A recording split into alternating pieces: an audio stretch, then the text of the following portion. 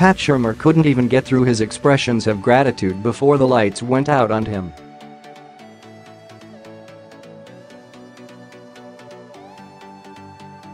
Here's to hoping that isn't an omen for his career with the New York Giants.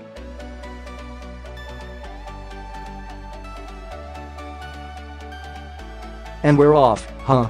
Shurmur joked as the lights came back on.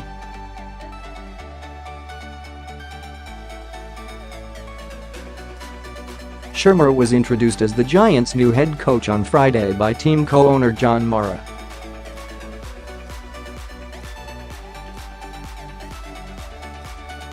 He made it clear rather quickly that he's not here to push Eli Manning out the door.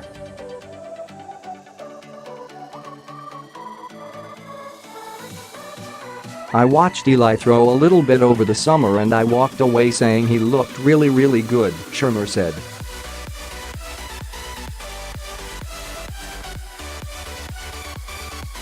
"He looked fit. He was throwing the ball well.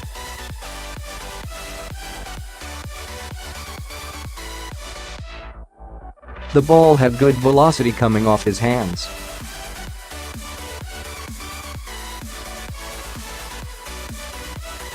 Again, I think he's got years left."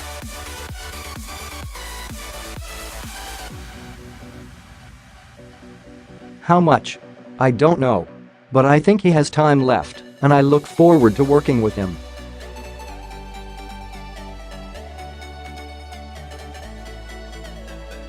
"I think what's important is we have a guy here who has helped this organization win Super Bowls.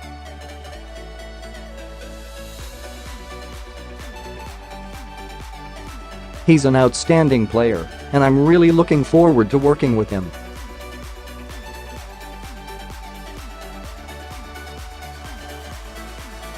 The question came packaged with how the Manning decision would affect New York's draft strategy.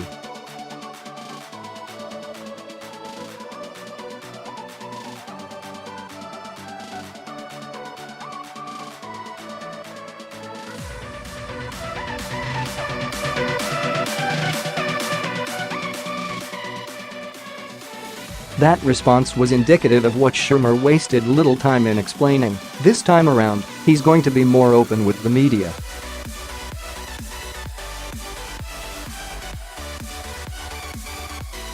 In a city like New York, he's wise to extend the olive branch before building a 20-foot wall around the Giants' facility.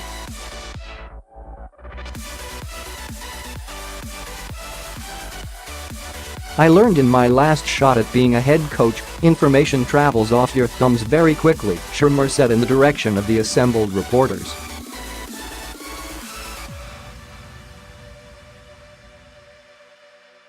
"We as coaches needed to learn in the old handbook. It was say nothing and be very guarded. I don't feel like that's necessary anymore."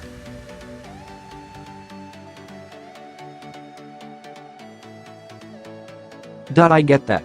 I'll try to be open. I'll try to answer your questions in really any situation, except for those things that involve Giants business that makes no sense to be public."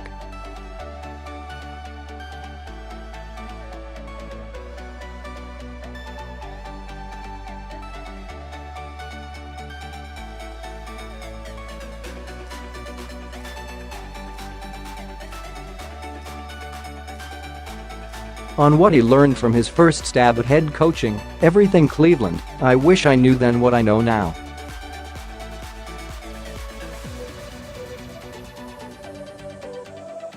When you're doing anything for the first time, there's things that happened that you adjust to that if you've done them before.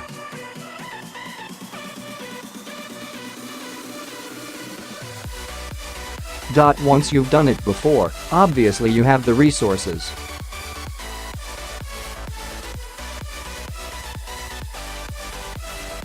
You've done the things that you say, "If I do that again, I'll never do that again."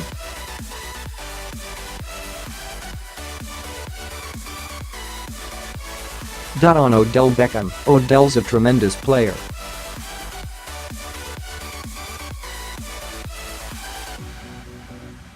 "I went through the evaluation process at the time I was in Philadelphia, and he was high on our draft board.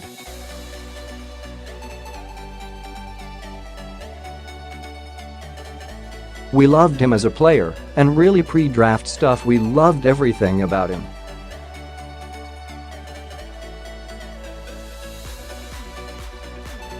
I've watched him play and compete, and when you throw all the other stuff out and you watch him on the field, he's outstanding.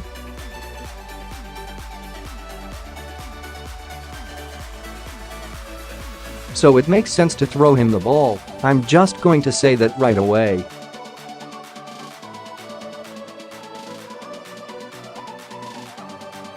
If I didn't acknowledge that, then you definitely got the wrong guy up here.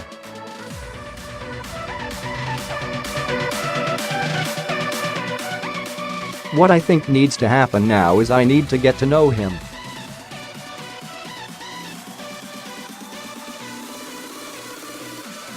I need to get to know what makes him tick, and I need to talk to him about what it is that we're looking for from a guy who plays for the New York Giants.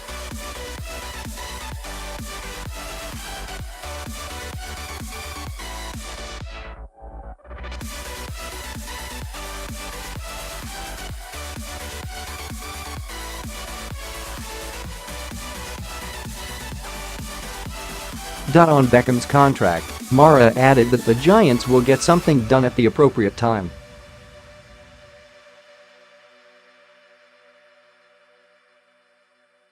On draft strategy at number 2, I'm not ducking that question.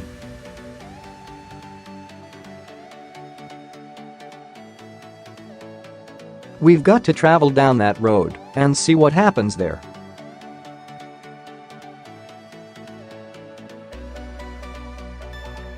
On defensive coordinator James Bettcher, I've known James for a while and I think he's a rising star in the profession.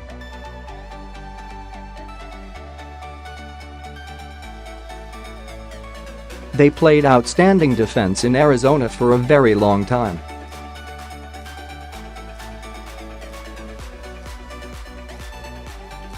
He's a little bit multiple in his scheme, which I think is good.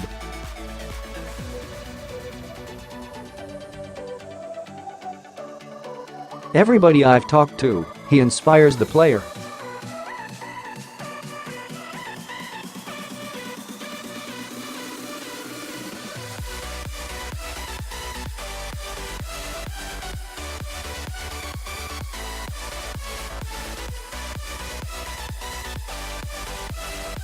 Very hard to score against. He's had a top 6 defense for the last 3 years.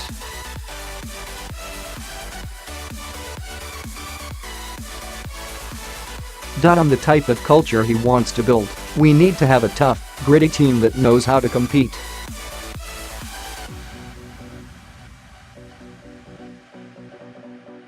I think what's important is when we put the roster together, we want to first accumulate 90 players that love to play football.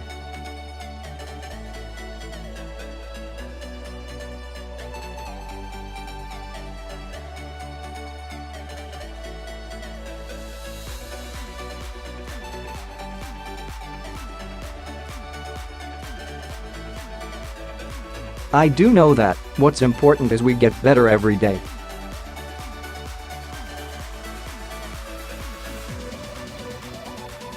With regard to players, if each player swap, so to speak, makes us incrementally better, that's what we're looking to do.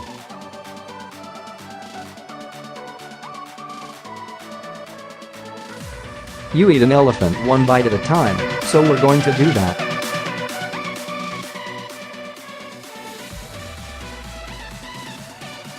I think what's important is every day, work toward getting where we need to be.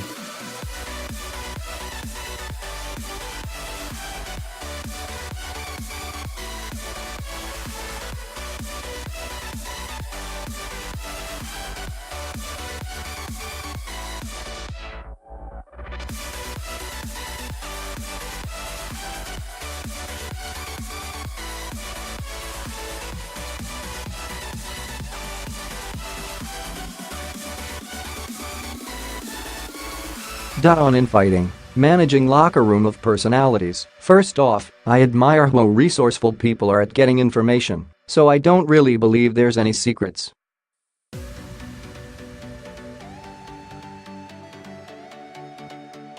I think what you do is you start, initially, with the locker room, by developing relationships with those guys that love to play football, and you're constantly talking about what it means to be a good pro.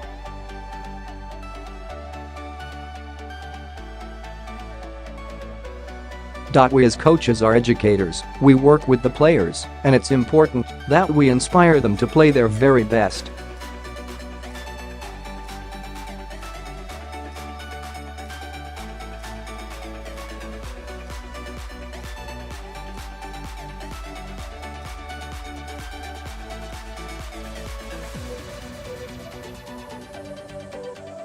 On not being concerned about not calling plays, no, not at all.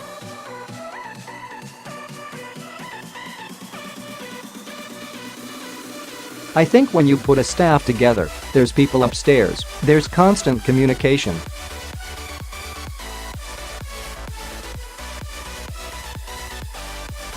The reason we wear headsets is we're talking to each other.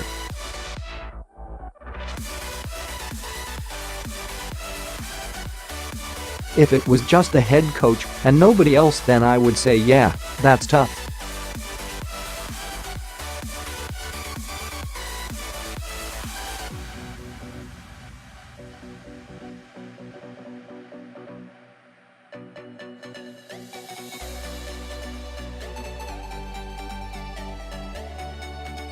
It's been done before, you see teams around the league doing it.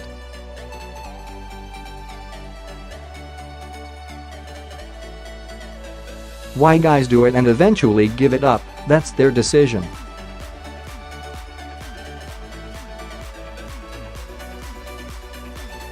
It's football.